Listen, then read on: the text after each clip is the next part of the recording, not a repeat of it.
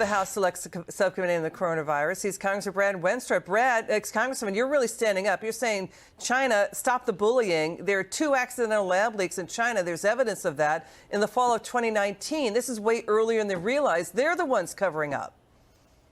Yeah, and that was an excellent report, I have to say. I've had the opportunity, being on the Intelligence Committee for the last 3 years, really conducting our own investigation into the origins of COVID, and I've had the opportunity to work with that Senate team that put that report out today.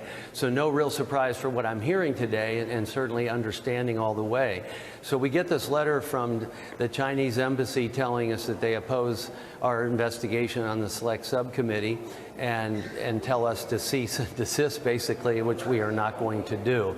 And so the evidence is coming out, and today John Ratcliffe was very outright and forthright, if you will. You know, here's a guy who was the director of national intelligence during the pandemic. At the height of the pandemic, he had information that was available to very few people. He had more information than anyone else could possibly have, and he's made this conclusion. Look, we may never have 100% on this, but we're certainly going to have an abundance of confidence in our feeling that this came from the lab as we get more and more information. And just one other thing in this same vein, the former CDC of China, the former CDC director of China, has come out and said there's absolutely no evidence that this came from nature. We know. Go ahead. No, sorry. What we're looking at right now, a Quinnipiac poll, Economist YouGov poll, 2/3 of Americans believe it leaked out of a lab in China. You know, what was striking about this report, Congressman, you've been working on this, that scientists in China were getting sick with COVID and hospitalized in the fall of 2019. That's the belief there. There's evidence of that. And that the Wuhan lab researchers were working on at least 2 COVID vaccines by that fall of 2019, way before anyone had heard of COVID. But China said the first human-to-human transmission was in January 2020. You know, China was flying in and out of the U.S. hundreds of thousands of air flights from China into the U.S., bringing hundreds of thousands of passengers at that time.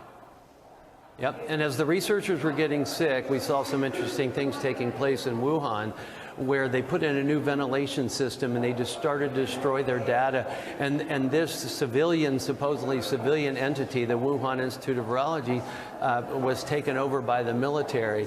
So we've seen a preponderance of evidence. It just goes on, and we're going to continue to release it. And you know, also, yeah, go ahead. Finish your thought. Finish your thought. Well, in response to that letter, I'm responding to them and inviting the Chinese scientists, if they're still alive, to help us with this committee. So we're not seeing any evidence that the NIH went into the Wuhan lab or any of this China's CDC labs to monitor what they're doing.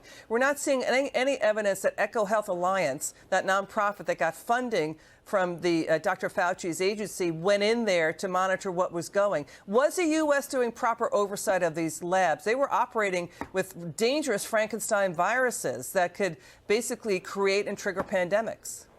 Yeah, that's a huge point to be made. We were funding these things through EcoHealth Alliance and sometimes through our academic institutions giving subgrants. And there was no oversight that we know of. And when there was actually any allowance of the WHO to come into Wuhan, they allowed one person from the United States to go there, Peter Daszak, and he runs EcoHealth Alliance and was funding this type of research. Look, they were asking for grants for gain-of-function research.